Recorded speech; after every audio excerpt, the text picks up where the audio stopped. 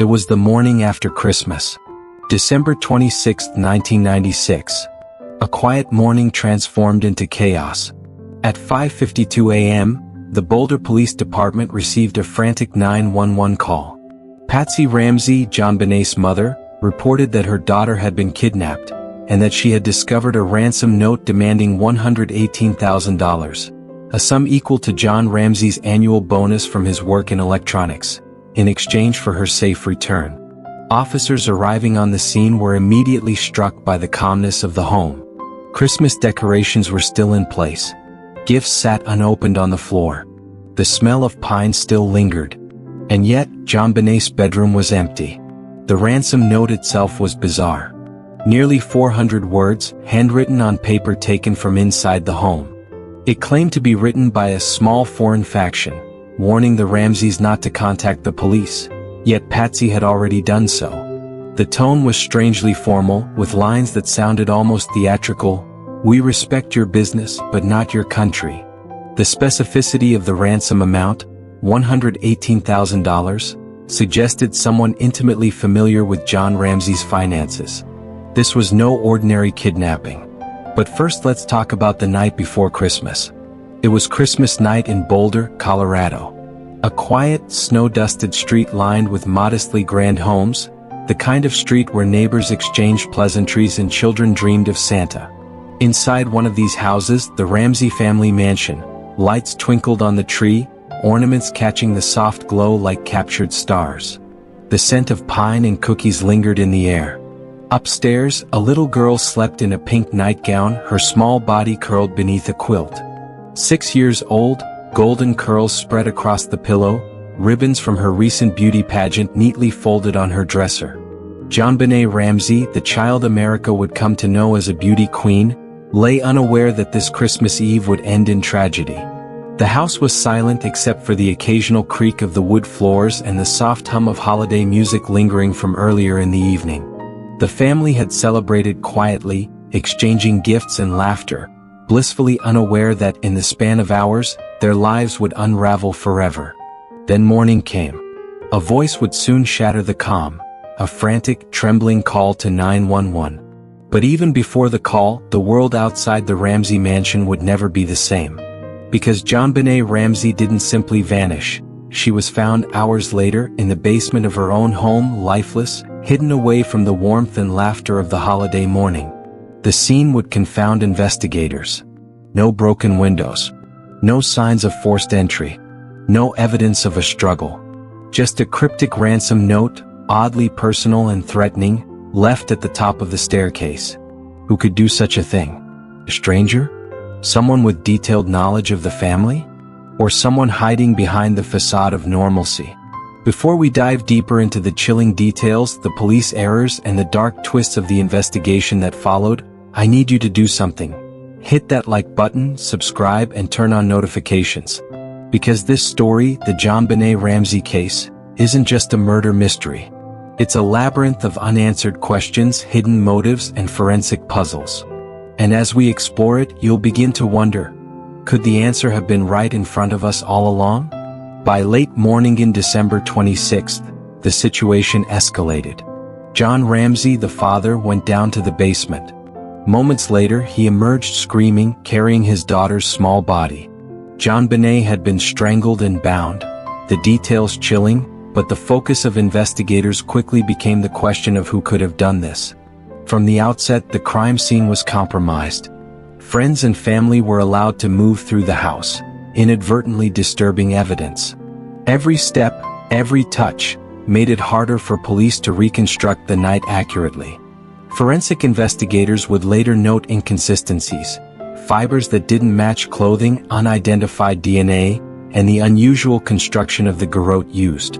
The entire scene suggested a mix of planning and chaos, and the question remained, was this the work of an intruder or someone inside the home? Analysts and police pored over the note. Its length and detailed instructions suggested either a highly organized intruder or someone attempting to stage a crime. Handwriting experts debated the style. Some noted feminine characteristics. Others suggested careful obfuscation. The public reaction was immediate. News vans lined the street. Reporters speculated endlessly. Every family member was scrutinized. Patsy Ramsey's calmness, John Ramsey's handling of the basement, and even Burke Ramsey, the 9-year-old son, were examined under a microscope. Questions circulated. Could a stranger have broken in unnoticed? Could this have been staged by someone within the family? Or was it a tragic accident covered up in fear and panic? The Boulder Police Department faced immense pressure. They conducted interviews, collected samples, and began reconstructing timelines.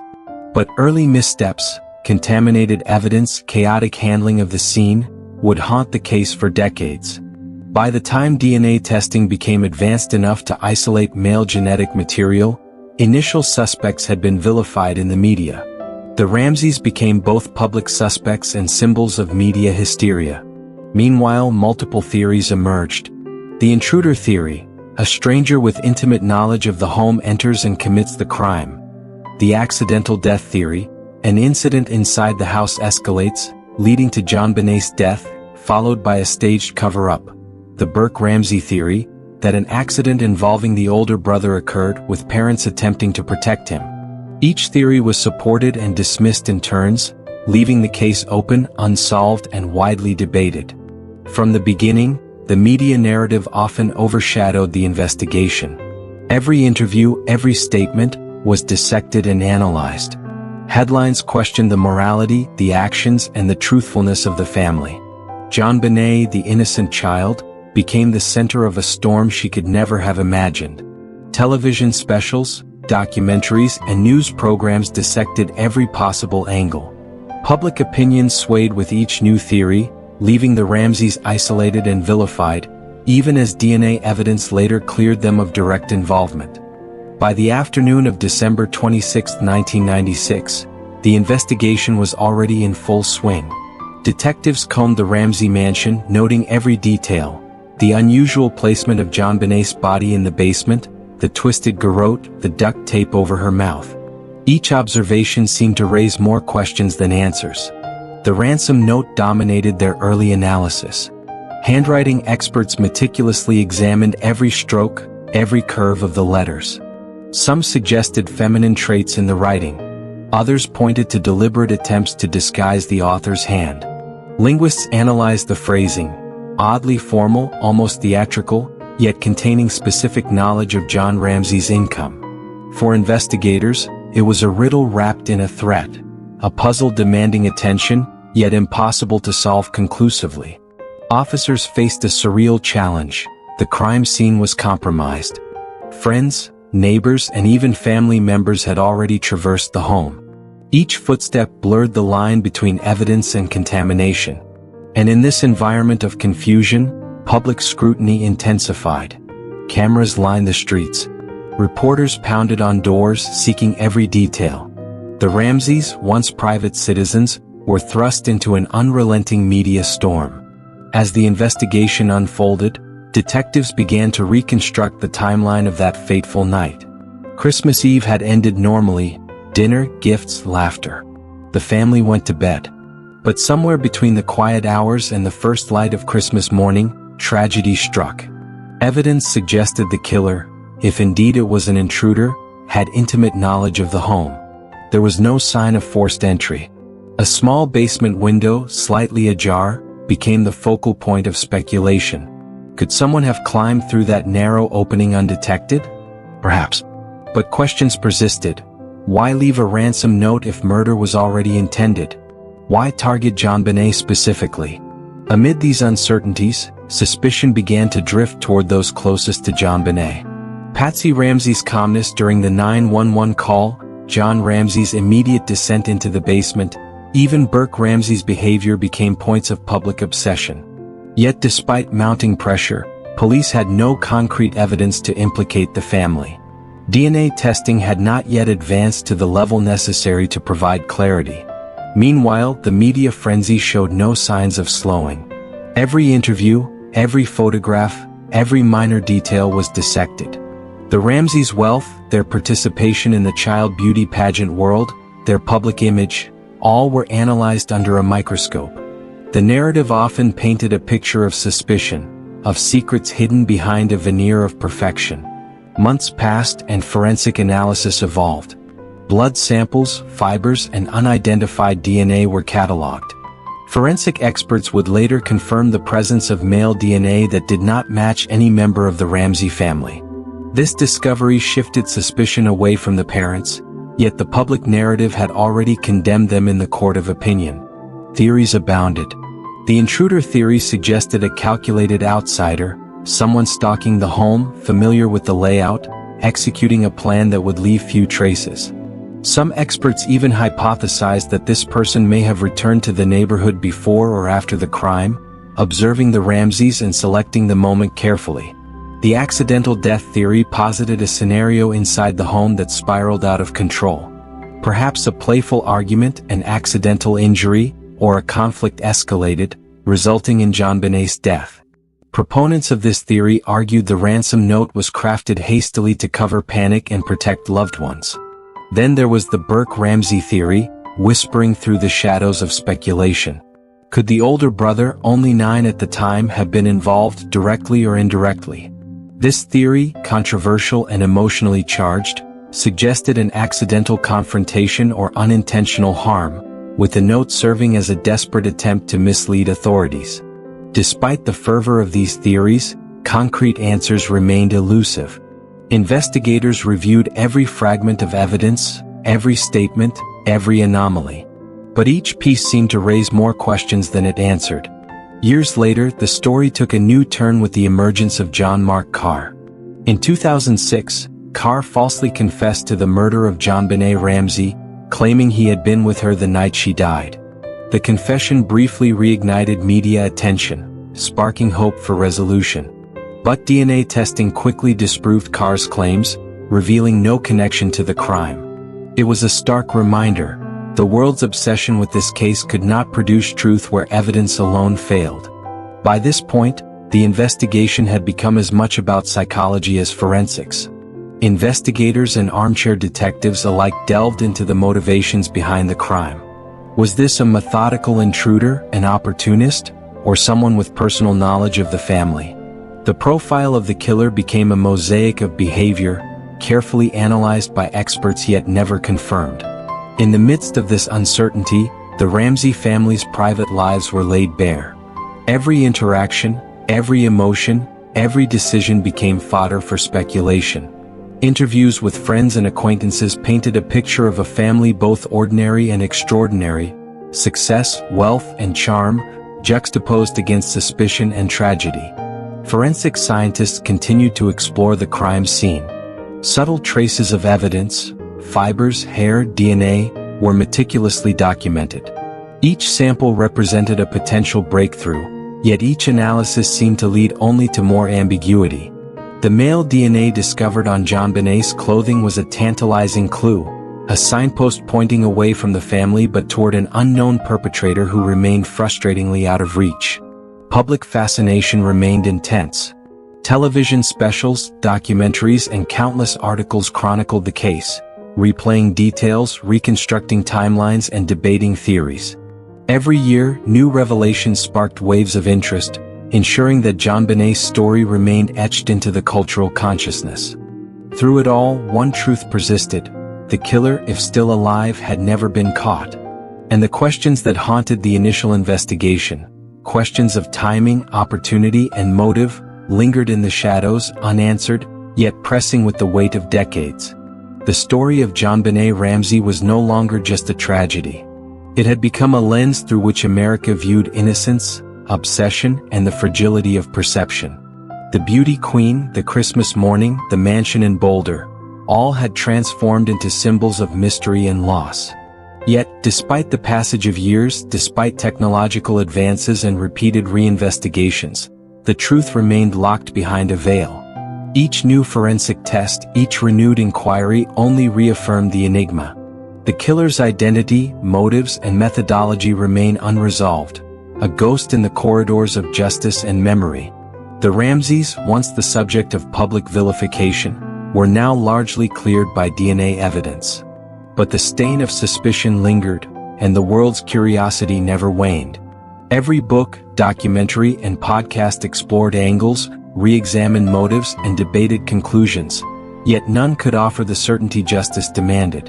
And so the story continues, suspended in a delicate balance of fact, conjecture, and obsession. Years passed, and the JonBenét Ramsey case refused to fade from memory. Advances in forensic science brought new hope, as investigators revisited the evidence with tools unavailable in 1996. DNA testing, once limited, now offered the possibility of answers, and yet each breakthrough seemed to deepen the mystery rather than resolve it. In 2008, Boulder police formally cleared the Ramsey family of suspicion after advanced DNA analysis revealed the presence of an unknown male's genetic material on JonBenét's clothing. The results were definitive. The parents were not responsible for the murder. But the case remained unsolved. The killer, whoever he was, had left behind only fragments, shadows, and unanswered questions. The intruder theory, once a peripheral idea, gained renewed attention. Experts analyzed the basement window and surrounding areas, considering the possibility that someone had entered and exited the home with meticulous care. The question of motive persisted. Why target JonBenét, a child of a wealthy family, during the holiday season? Was it opportunity, obsession, or something more personal? Even decades later, law enforcement officials acknowledged that while technology had improved, the passage of time complicated the investigation. Memories faded, evidence degraded, and suspects disappeared. Witnesses who might have held crucial details were scattered by life and circumstance. Yet the core puzzle remained intact. A 6-year-old girl brutally killed in her own home, with no definitive perpetrator ever identified. Psychologists and profilers have long speculated about the mind of the killer. Was he meticulous, calculating every detail to avoid detection? Or impulsive, leaving clues behind through carelessness or compulsion? Behavioral patterns suggested familiarity with the home, comfort navigating a domestic environment, and knowledge of the family's routines. But these insights, while compelling, provided no concrete leads, only theories, each more unsettling than the last. Public fascination continued unabated. Each anniversary sparked renewed media coverage. Documentaries, podcasts, and investigative articles delved into every known fact, every rumor, every possible angle. Some focused on the Ramseys' lives before the tragedy, their success, their social circles, their pageant involvement, exploring potential motives or psychological pressures. Others dissected the crime scene with meticulous attention to detail, examining fibers, DNA, and the puzzling ransom note. One of the most haunting aspects of the case remains the ransom note itself. Its length, detail, and oddly personal demands continue to baffle experts. The note was nearly 400 words, typed and written in a style that suggested careful planning. Yet it also contained errors and odd phrasings, hinting at either a foreign hand, a disguise, or someone attempting to stage the scene convincingly. To this day, no one has definitively explained why such a note was left or why the specific amount, $118,000, was demanded. Over the years, numerous individuals claimed responsibility for the crime, seeking attention, notoriety, or closure. Each confession was carefully investigated, and each was ultimately proven false through DNA evidence or timeline verification. The case, it seemed, was resistant to resolution. Every attempt to solve it, whether through confession or forensic discovery, only highlighted the elusiveness of the truth. As new forensic techniques emerged, investigators revisited old evidence. Swabs, fibers, and photographs were analyzed using state-of-the-art tools. Some results were promising, some inconclusive. And yet, the overarching reality remained. JonBenét Ramsey's killer was never apprehended. Whoever had committed this act had carefully erased themselves from the narrative, leaving only fragments of evidence, a cryptic ransom note, and an entire nation gripped by speculation. Meanwhile, the family endured a lifetime shaped by tragedy. Patsy Ramsey, who had been vilified in the media, succumbed to ovarian cancer in 2006, never witnessing justice for her daughter. John Ramsey continued to advocate for his daughter's memory, defending the family against accusations while enduring public scrutiny. Burke Ramsey, once a child swept into a storm of suspicion, grew up under the persistent shadow of speculation, his own life forever marked by that Christmas morning. The story of JonBenét Ramsey is more than a crime. It is a lens into human obsession, the fragility of memory, and the relentless pursuit of answers in the face of ambiguity. The fascination endures because the questions remain unanswered. Who was the intruder if it was one? Could the killer still be alive? Did he ever leave Boulder, or does he walk among us, forever concealed by careful planning in the passage of time? Each piece of evidence, every forensic sample, and each witness account exists as part of a mosaic, incomplete and fragmented. The ransom note, the garrote, the basement, the fibers, the DNA, all point to someone somewhere, but no one has been found. And as technology continues to advance, investigators hold on to hope that someday, somewhere, a new clue may emerge, finally unmasking the person responsible for that night of horror. Until then, the JonBenét Ramsey case remains an enigma, a story of innocence stolen, a family shattered, and a nation captivated. It is a chilling reminder of how fragile life can be and how elusive the truth sometimes is, even when it lies hidden in plain sight. And so, decades later, we are left with questions more than answers. The house on 15th Street in Boulder stands remodeled, its rooms filled with light and warmth once more, yet the shadows of that fateful Christmas linger. The mystery endures, and perhaps it always will. Who killed JonBenét Ramsey? The truth is out there, buried somewhere among the facts, the fragments, and the unspoken fears. And until it is revealed, the story is ours to revisit, to analyze, and to remember. A haunting tale of innocence lost and justice delayed, with an ending that remains as uncertain as it was that cold Christmas morning.